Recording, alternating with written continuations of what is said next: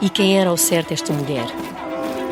Contra um tempo e um país que não a quis ouvir. As boas meninas podem ir para o céu, mas são as más que mudam a história. Se havia mulher apaixonada por António Oliveira Salazar, essa mulher chamava-se Domitila de Carvalho e nunca o escondeu. Debaixo de uma superfície de entendimento político e ideológico, ardia um enlevo apaixonado, inconfesso e febril, um amor secreto e reprimido, um arrebatamento, talvez inconsciente, que se revelava por cartas e versos. Admitia que, sendo ela uma das poucas mulheres solteiras e emancipadas com telefone em casa, o presidente do Conselho viesse a ligar-lhe para o 61742.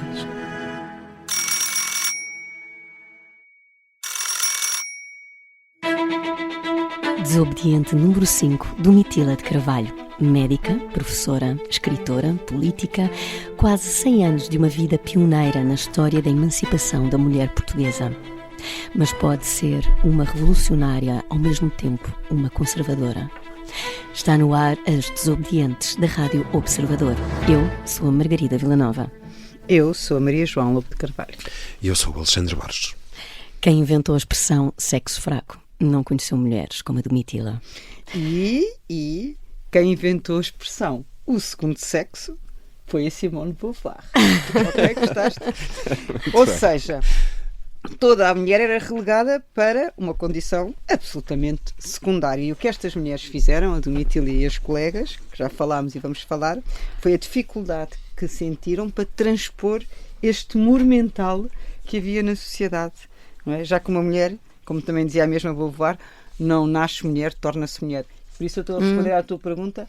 Uma conservadora ou uma revolucionária não nasce conservadora nem revolucionária. Torna-se, não é? Torna-se, faz-se. Faz-se. Conquista-se também. Também. Esta Domitila que assistiu à queda da monarquia, à implementação da República, à instauração da ditadura, 2 grandes guerras. É a nossa quinta desobediente, já vamos com uma mão cheia de desobedientes, e para quem não ouviu as nossas outras desobedientes, está disponível na plataforma podcast, YouTube e no site do Observador. A nossa Domitila nasce a 10 de abril de 1871.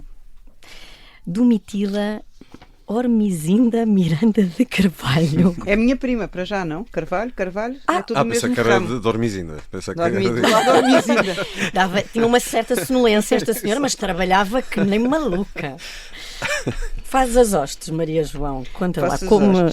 Então, nós já repararam que nas últimas também temos vários pais que eram professores primários ou que ensinavam em casa, não é? Tem graça. Casa. Esta nasceu em Os meus pais eram professores primários, portanto pode ser que fique orgulhoso. Faz parte aqui do naipe e com muito mérito. Ela nasceu em Travanca da Feira, que é uma vilinha perto de Aveiro. Era classe média, os pais, como eu disse, eram os 2 professores primários, mas, como também já aconteceu nas outras, o pai morreu ainda. Domitila continua a frase, nem conseguimos dizer. Miranda de Carvalho. É sempre difícil o nome, mas olha, é uma boa ideia para nomes novos, não é? Pronto. Sim, então, já chega de nomes sempre iguais. Beatriz e Martins. Isso, chega. Morreu quando a Domitila nem um ano completara. Pronto, a mãe não teve outro remédio senão tratar de ensinar fora de casa também, ser professora do magistério primário, como então se chamava, não é? Para ver se conseguia educar, salvar, financiar as filhas.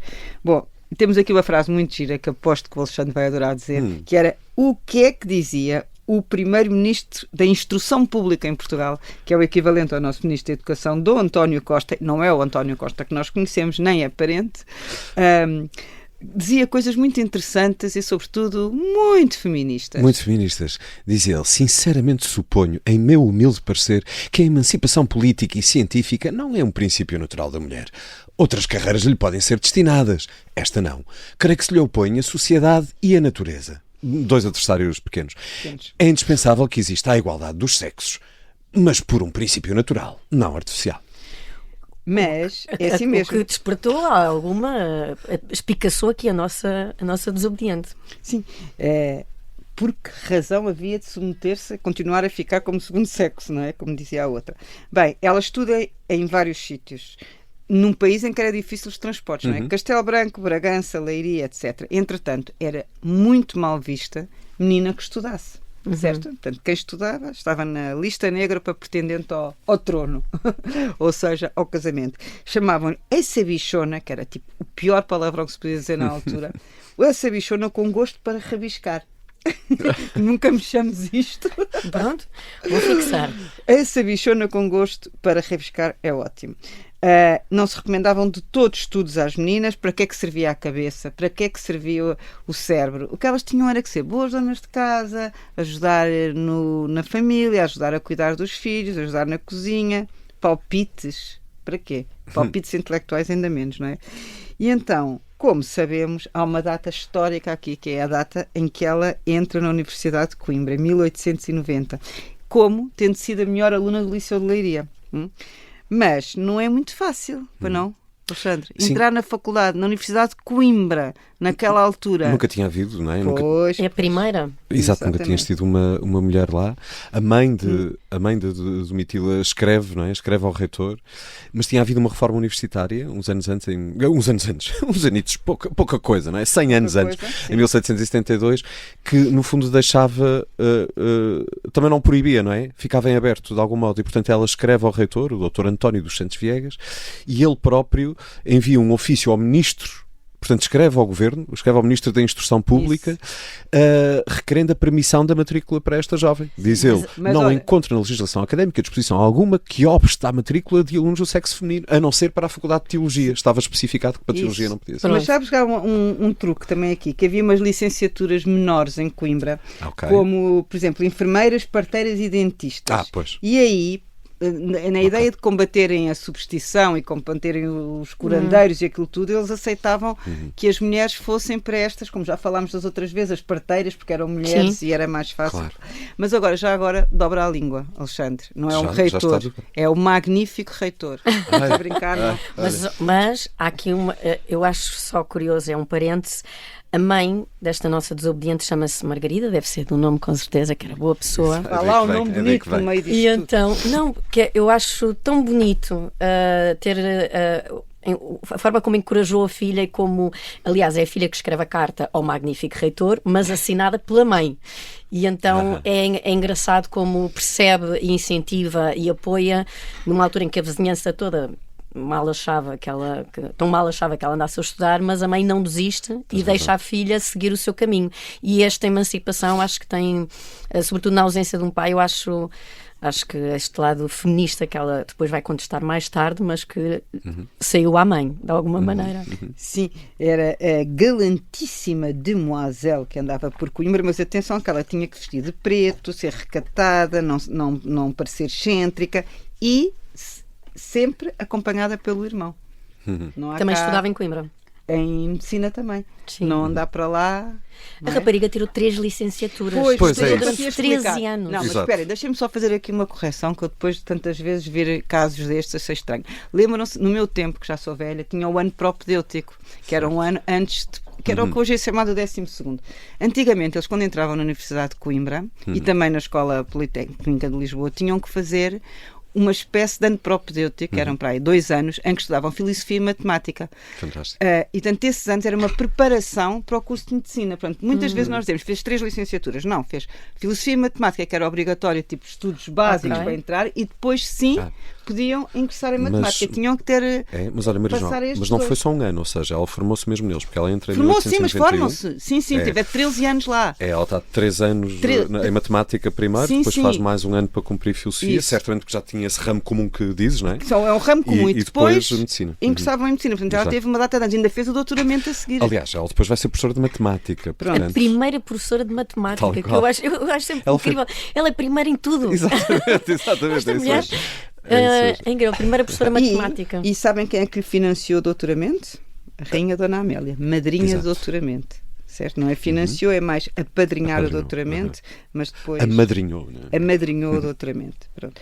E assim foi, estes anos todos passados, acabou por formar uma mulher especialíssima. Só que vem o amor, Margarida. Não é a matemática. Eu, por Tu gostas de matemática? Não, claro que não. A matemática dá sempre problemas na vida das pessoas, estás a ver? É isto. Então, não é que a rapariga muito concentrada que andava lá nos estudos E tinha que ser, aliás, ela diz isso, que ela tinha que trabalhar muito mais do que qualquer uma, estudar muito mais do que qualquer uma, não de qualquer um, sendo a única mulher que estudava, e esta noção de que tinha que provar muito mais por ser mulher, mas acaba por se distrair pelo caminho e apaixona-se pelo professor de matemática. Professor de matemática que mais tarde a incentiva a candidatar-se ao lugar de astrónoma no Observatório Astronómico, e o senhor pede em noivado. A moça tinha aceito o noivado, já tinha uma relação de 3 anos, uma coisa séria. Deve ter sido uma relação muito intensa. Ora, quando de repente lhe negam o cargo e entregam-lhe o cargo de astrónoma aluno, ela sentiu-se discriminada e humilhada e não só recusa o cargo, como recusa o noivado. Eu acho isto fabuloso. Ela tipo, não queres comigo. Não queres? Não queres nada. Então pronto, então vou-me Grande embora. mulher. E seguiu em frente o seu caminho e nunca mais se lhe conheceu nenhum amor, senão mais tarde uma grande paixão. Mas era uma mulher bonita, Margarida. Era uma mulher achas? linda. Podes mostrar Era. aí? Ela era mesmo bonita. Vou deixar aqui a imagem. Exato, fica esta extra para Era quem estiver a mesmo ver dentro do em podcast. género, não é? Sim, Da sim, época. sim. Estamos a falar esta fotografia será de Portanto, isto há de 1890 e tal, ou Exato. quase Toda 1900. jeitosa. O penteado faz-me lembrar o da Shan Yang no Blade Runner. Mas E os da fica essa Sissi, referência da série, retrofuturista também. Mas de facto era uma mulher extraordinariamente poderosa na capacidade de dizer que não, de bater o pé, de voltar, de fazer o que queria e lhe apetecia. Até que vem aí a implantação da República. Bom, Isso é que foi um desgosto. monárquica ela era, temos todos a certeza. Conservadora também. Muito próxima da Rainha Dona Amélia, como percebemos. Agora imaginem o que é com isto tudo, mais uma que assistiu ao regicídio. E não deve ter sido fácil, não é? Para as pessoas que viveram naquela altura.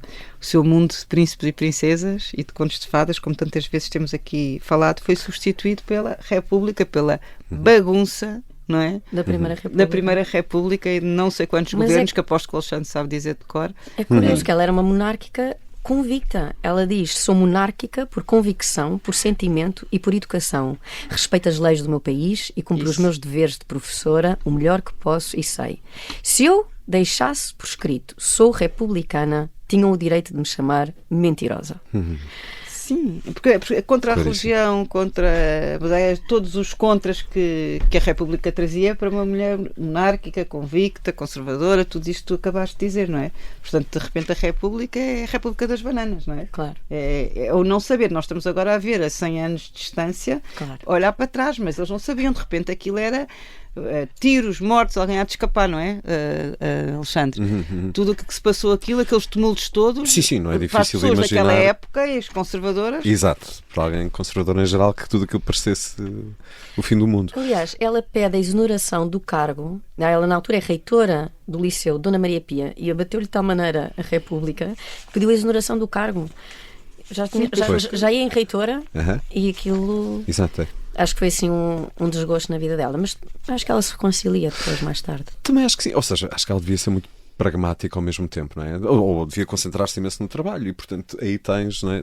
Ela justamente, já temos falado várias vezes dessa escola, que é o Liceu Rainha Maria Pia, que é o primeiro liceu feminino em Portugal. Ela é a primeira reitora, já agora é mais uma coisa que ela é a primeira. E sabes onde é que ficava reitora. nessa altura Sei. para as pessoas aqui de Lisboa, o Era em Liceu Dona Alfama. Maria Pia? Boa, Alexandre, ponto para eu ti. faço trabalho de casa. Fizeste, era em Alfama. A gente acha, era ali na Rua da Artilharia 1. Ali perto das Amoreiras, onde... Perto das Amoreiras, em onde é as Lisboa, pessoas- para quem esteja a ouvir falar de Exatamente, Lisboa, que era no centro de Lisboa. Não, era em Era- Alfama, que na altura era o centro de Lisboa. E ela é mesmo uma das pessoas que intervém, ou seja, a escola já existia, a Escola Maria Pia, em geral como escola feminina, mas não era liceu, não é? Ela é um de 2 professores que intervém e que escreve ao rei, precisamente, não é? Escreve ao rei Dom Carlos, usando também os seus bons connects, a propor a transformação em liceu. Portanto, e depois é por isso que é essa primeira... E só se torna o Liceu Feminino Maria Amália Vaz de Carvalho em Exatamente. 1933, já em pleno Estado Novo. Tal e qual, já há Pronto. bastante mais tarde. Pronto. E entretanto a vida continua, não é?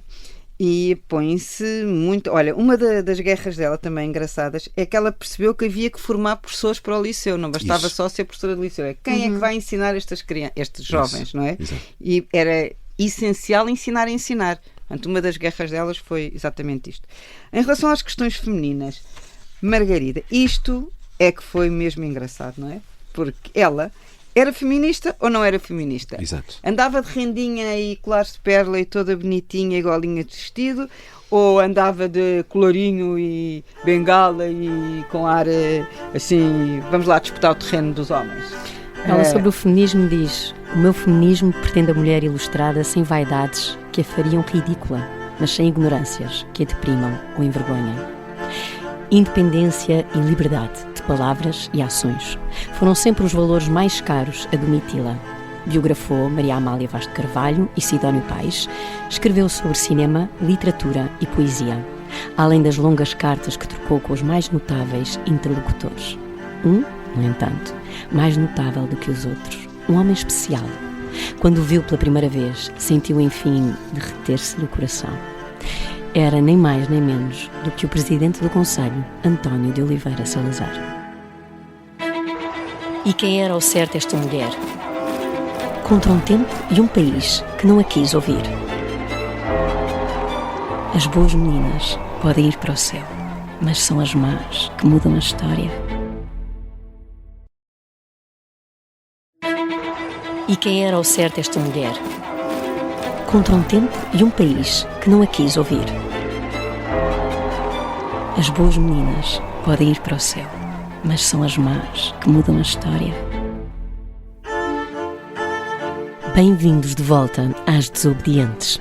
Hoje estamos a contar a história de Domitila de Carvalho, a primeira mulher aceite como estudante na Universidade de Coimbra e que virá a ser também uma das 3 primeiras mulheres deputadas na Assembleia Nacional. Mas primeiro, deixámo-la num momento delicado, aquele em que se apaixona pelo presidente do Conselho. O que achava Salazar do movimento feminista? Ei, posso só interromper? Interrompe? O que é que ele achava? Primeiro estranha-se, depois entranha-se. Fernando Pessoa, slogan para a Coca-Cola. Escrito mais ou menos nestes anos. Exatamente, sim, em 27, e que depois foi proibido, porque o Salazar não queria cá modernices americanas a contaminar o espírito de Deus, Pátria e Família. Era só uma à parte. Alexandre, que me dizes sobre esta questão Salazar versus feminismo? Exato, é interessante, não é? Por um lado, vamos ver que vai haver aqui uma senhora como Domitila e muitas outras ilustres que estão a favor do Estado Novo e, portanto, contra o dito caos da Primeira República de que estávamos a falar. Por outro lado, não há nenhuma dúvida, acho eu, de que salazarismo e feminismo não rimam só ocidentalmente, não é? Rimam só ocidentalmente, não na substância. Por dentro, na substância, são, como penso que temos todos mais ou menos um conhecimento geral, são muito diferentes. A Constituição de 1933, que é a Constituição do Estado Novo, não é? Traz logo uma pequena diferença muito simbólica em relação à de 1911, à da República. Enuncia a igualdade dos cidadãos perante a lei e, portanto, e aqui cito textualmente, a negação de qualquer privilégio de nascimento, nobreza, título nobiliárquico, sexo ou condição social, inclui a palavra sexo, mas depois acrescenta um artigozinho à frente. Faz uma ressalva quanto à mulher, as diferenças resultantes da sua natureza e do bem da família.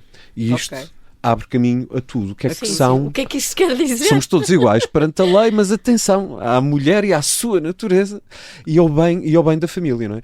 Portanto, toda a comunicação do Estado Novo fará o elogio do regresso ao lar, do papel da mulher enquanto esteio familiar. A família é sempre a imagem usada ao longo do Estado Novo como a da célula fundamental do Estado, da imagem do regime, e abertamente nos discursos de Salazar e dos ministros é feita esta analogia entre gerir a casa, gerir o Estado.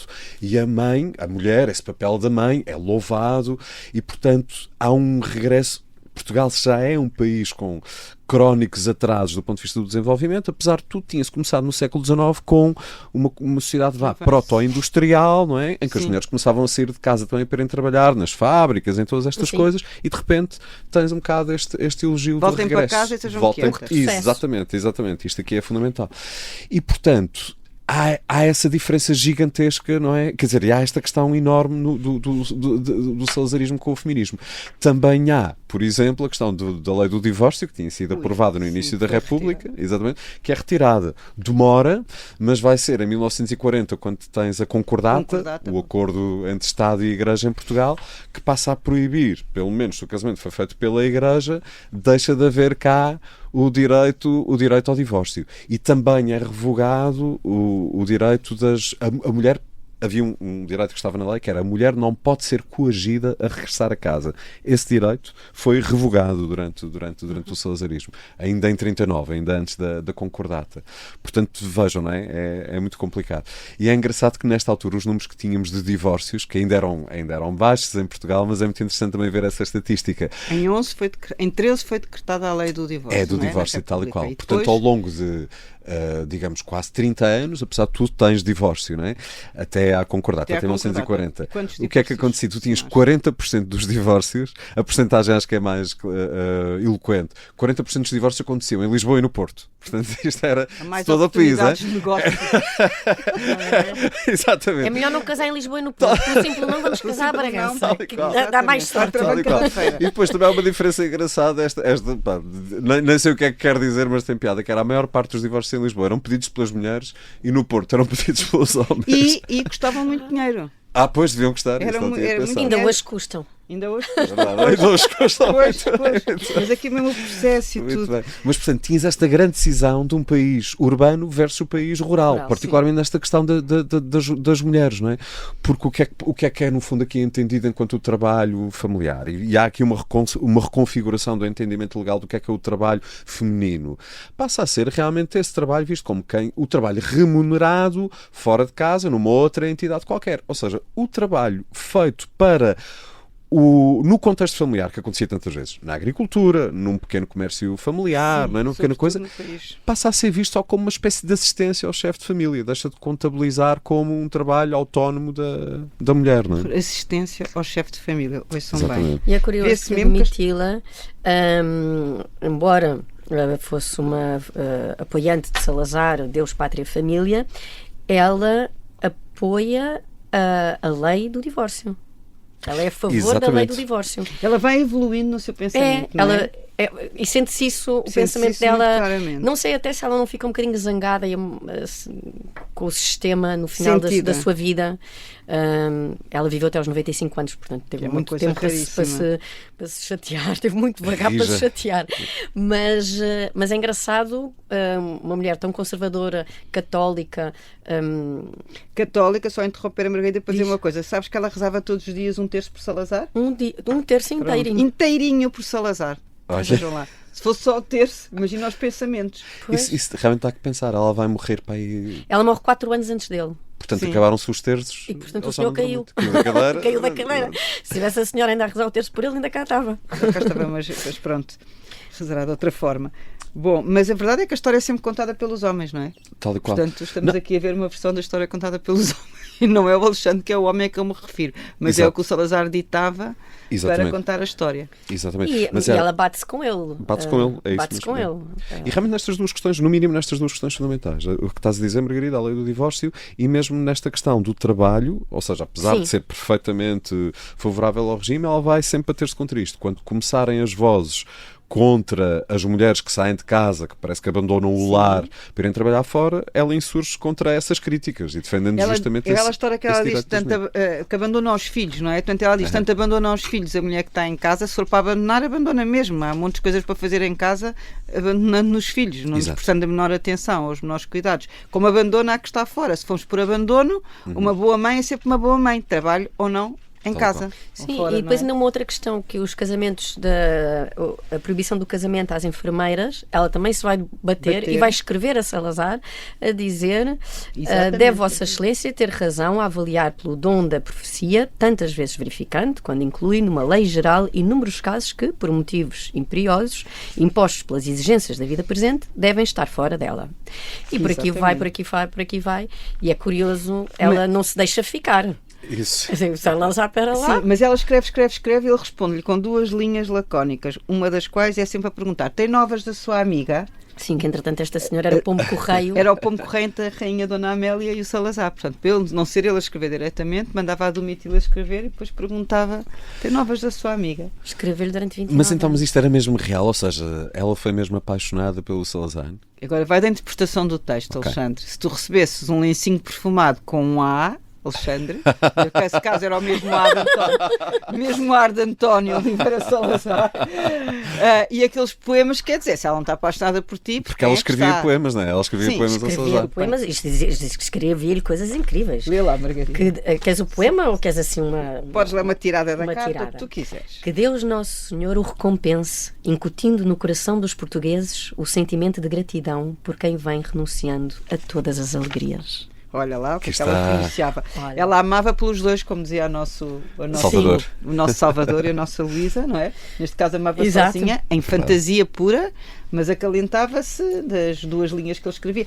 Mas o Salazar tinha ali uma corte de admiradoras. Não é? Ele tinha, Pois se fosse, era um influencer, mas um influencer tinha... Pois. Para as mulheres, faço começar ideia que pela- seria o Instagram dele se fosse hoje. Não era só mulherio ali, porque eram centenas de mulheres Sim, mas- de lencinho branco, e ele sabia que se elas algum Pois. dia pudessem votar, que o Alexandre já vai explicar, Exato. não é? Quando começar, que essas, Votariam as nele, mulheres que poderiam votar, votariam sempre nele. Sim. Pois, Era acho, um acho exército. Acho que estás a fazer uma ótima passagem, Maria João. É mesmo isso. Porque apesar de tudo, os críticos dos críticos de Salazar dirão: ele era antifeminista, mas ele é que deu o Como voto às dizia o mulheres. António não é? Ferro, sabes a frase? Diz lá, qual é que Elegantemente antifeminista, como todos os ditadores, Como todos os incluindo ditadores. Mussolini. Pois, tal e qual. Pois, Elegantemente. exato, elegante. a leitura, exato, elegantemente antifeminista é muito bem achado, de facto. Nunca era assim uma coisa descarada. Mas realmente foi idêntico. Nas ditaduras do sul da Europa, em Portugal, em Espanha, em Itália, a situação era a mesma. Ou seja, por exemplo, a Alemanha também era uma ditadura, mas apesar de tudo já havia muito mais mulheres a trabalhar fora, etc. Havia um outro entendimento da coisa. Realmente aqui em baixo foi mais essa coisa o discreto antifeminismo. Mas em 1933, ou seja, já vimos aqui, vamos guardar isso para um episódio em que vai fazer muito mais sentido discutir Certo. explicitamente o direito de voto às mulheres, mas já sabemos que a República foi mais ou menos deixando que esta conversa acontecesse, mas depois na realidade não avançou com o direito, com isso, não é? Não Era um avançou saco com o de sufrágio gatos. universal. Era um saco de gatos, exato. E havia a pretexto de um argumento que era que as mulheres eram muito influenciáveis, lá está, pelos seus confessores, pelos padres. E pelos maridos. E pelos maridos. Mas é um bocadinho um pretexto mal pagador, não é? Agora, em 1933, o Estado Novo concede direito de voto às mulheres sobre uma quantidade... Exatamente, exatamente, isso mesmo. Portanto, elas tinham que ser ou... viúvas e portanto serem as donas de casa Ou e terem solteiras. pessoas a seu cargo, ou solteiras com muitos estudos. Depois a lei chega a determinar as escolas em que elas têm que ter estudado para poderem exercer esse direito. De qualquer modo, a Adelaide Cabeto, que nós vimos no nosso episódio número 4, foi a primeira mulher a votar nessa altura, quando estava em Luanda, votou nos anos 30. Sim. E a nossa Domitila vai ser uma das primeiras, apesar de se ter oposto a Exatamente. Sabe o que é que ela voto. diz? O que é que ela diz sobre o Diz. voto? Ela é Sabes- justamente contra antes. E depois Sim, acaba mas por ser ela o diz uma voto coisa que- extraordinária sobre o voto que era. Teria que encontrar agora, mas é uma citação ótima que há. Bem, mais à frente, se me recordar, eu No partilho fundo, ela era contra o voto e achava que era uma posição, quer dizer, não é o assunto do dia, não é prioridade, e afinal Exato. acaba por ser o voto, não é? Que É. a põe, que a Que a elege, faz. que a coloca na Assembleia da República, à época a Assembleia Nacional, não é? com mais duas, diz- as 3 solteiras, as 3 formadas, as 3 independentes, nenhuma delas foi mãe. É um perfil muito curioso, aliás, só antes de passar aqui a palavra à Margarida, dizer que não é um acaso que as 3 primeiras deputadas fossem as 3 solteiras. Não, era escolhido. Vocês vão ver que no fim do salazarismo, a maior parte das mulheres que trabalham fora de casa ainda são as solteiras, justamente, ou as solteiras ou as viúvas. positivas. Porque As de encalhadas. facto prevaleceu. Não, realmente prevaleceu. As felizes. É isso, exato, podes crer. Porque de facto Não prevaleceu. arranjaram noivo, não é? É isso, porque realmente prevaleceu esta ideia de que a mãe e a dona de casa de facto estava em casa e tinha poucas condições para Às poder ordens do trabalhar seu Salazar, doméstico, Salazar que era o querido. marido. As três nunca casaram, nunca tiveram filhos, fizeram uma carreira incrível, notável. Chamavam-lhe as guardiolas nos anos 50. E não acho nada que tenham sido sozinhas, devem ter tido uma vida interessantíssima. Privaram com pessoas de Sim, certeza com os interessantíssimas. deputados todos, com os membros do governo, com pessoas... E abriram caminho a tantas outras mulheres. Sim. Ela hoje, se fosse viva, tinha que ter mordido a língua com o que disse, que foi: não me interessa a política e essa questão do voto para as mulheres também nunca me preocupou o meu espírito. Toma lá. Toma lá. Toma lá. E depois, é precisamente o que ela vai fazer. Exatamente. Votar e política. Certo? Há coisas que, pronto, que estavam no destino. Eu acho que ela dava mais prioridade nessa altura, tal como tínhamos visto na Carolina Michaelis, aquela ideia de que, bom, primeiro temos que nos preocupar com a Sim. instrução das mulheres e... Isso é comum a todas, já vi. Se não é? tivéssemos É um organizador bocado, comum, Exato. feminismo era educação pelas mulheres. Esta não gostava da palavra, não é? Obviamente. Sim. Mas era educação das mulheres, ensinar a ensinar, Exato. evitar mortes prematuras por falta de conhecimento Pois. das mães dos cuidados que tinham que ter. E isso realmente põe um bocado a coisa em perspectiva, não é? Isso. Mas ela depois fazia parte dos médicos católicos portugueses. Reparem que são organizações diferentes das que temos vindo a falar. E das mães para a Organização das Mães para a Educação Nacional, ok? É claro que partilhava o palco com várias outras mulheres também ditas conservadoras, mas também altamente contraditórias, não é?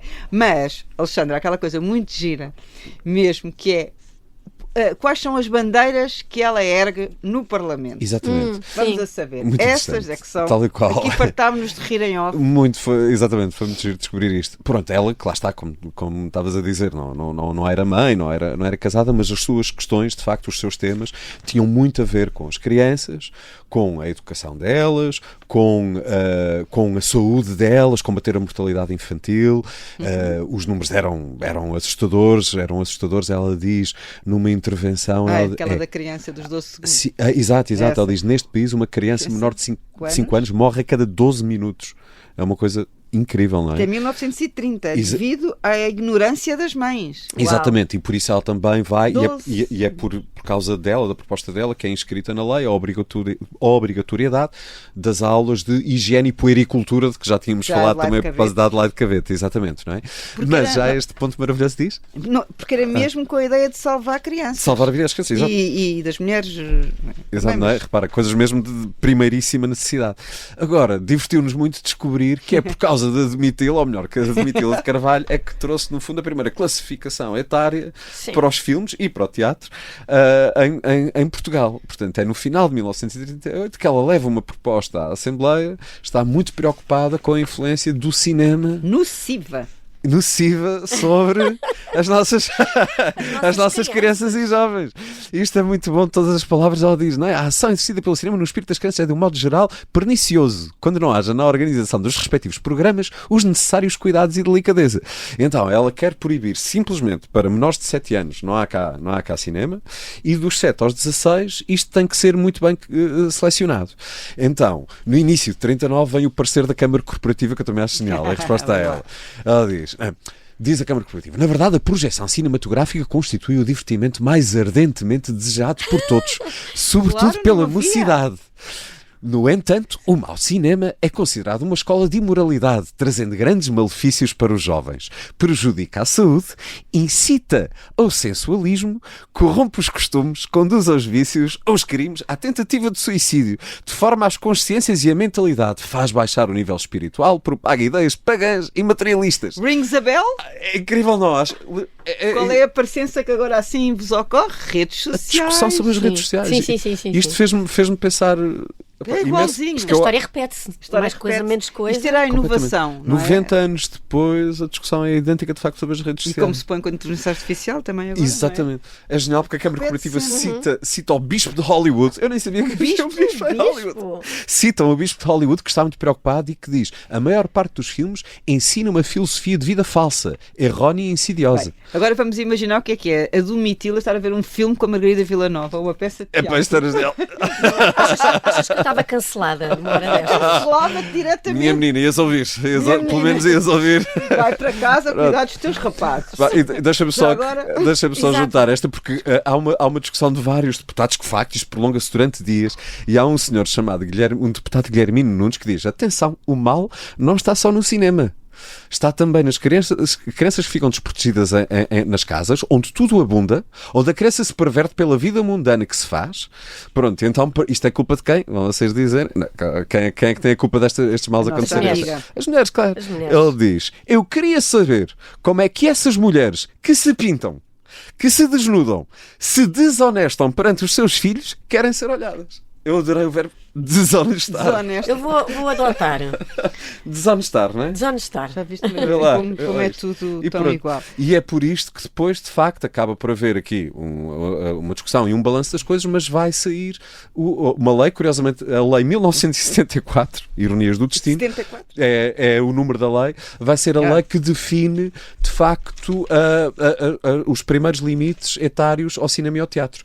Acaba por estabelecer os 6 anos como mínimo, portanto não tanto quanto a Domitila queria, põe os 6, depois dos 6 aos 12 só durante o dia determinados filmes, e a partir dos 12 qualquer coisa, dos 12 aos 15 já podem ver filmes de dia ou de noite se forem acompanhados pelos pais.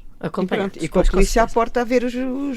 Não havia bilhetes de identidade, certamente, havia, não sei, documentos que era certidão de nascimento. Exatamente. Não havia o registro, claro. Mas pronto, foram as causas da nossa Domitila durante as suas 2 legislaturas. Sendo que sempre iluminada pela paixão inconfessa pelo nosso Presidente do Conselho, não é? Agora, morreu virgem, intocada, como alguns dizem, a 11 de novembro de 1966. Quer dizer, não estávamos lá para ver se ela prevaricou ou se foi desobediente, mas se o foi de boca calada. As sonças são as melhores. Sempre ouvi dizer. Sempre ouvi dizer. Pronto.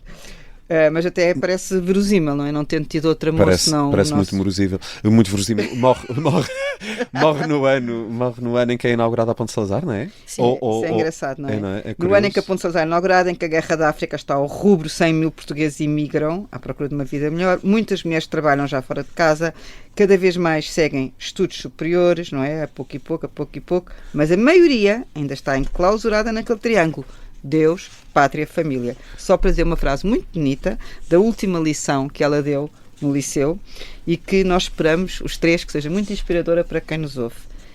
Qualquer que seja o futuro e que o destino vos reserve, lembrai-vos sempre: sois mulheres acima de tudo. E deixou este poema escrito a Salazar. Não há repouso algum que mais conforte do que a serena paz interior de quem por amor de outrem renuncia. Se tinha de ser esta a minha sorte, seja feita a vontade do Senhor, bendita seja a fé que me ilumina. Deixa também este que a Maria João cita no seu livro: eu sonhara uma vida tão ditosa, uma casita à beira-mar de uma estrada, viver em paz na graça do Senhor, num mundo que nos fosse o paraíso. Tu havias de rir do meu sorriso, eu chorava por ti, a tua dor. Quando Domitila de Carvalho foi eleita deputada, estava já Ana de Castro Osório doente, em casa, retirada das muitas frentes de batalha em que se envolveu. Mesmo assim, a grande feminista ainda teve forças para sorrir com a notícia. Podia não concordar nem um pouco com o regime, mas o facto deste abrir, enfim, as portas da Assembleia Nacional a 3 mulheres acendia-lhe a esperança. Poderiam elas ser a voz da desobediência no coração da República? Quem foi Ana de Castro Osório e que chama era esta que se recusava a apagar? Se gostou deste episódio das Desobedientes, pode seguir-nos nas plataformas de podcast, no YouTube e no site do Observador. O podcast As Desobedientes tem o alto patrocínio da Toyota. E quem era ao certo esta mulher? Contra um tempo e um país que não a quis ouvir.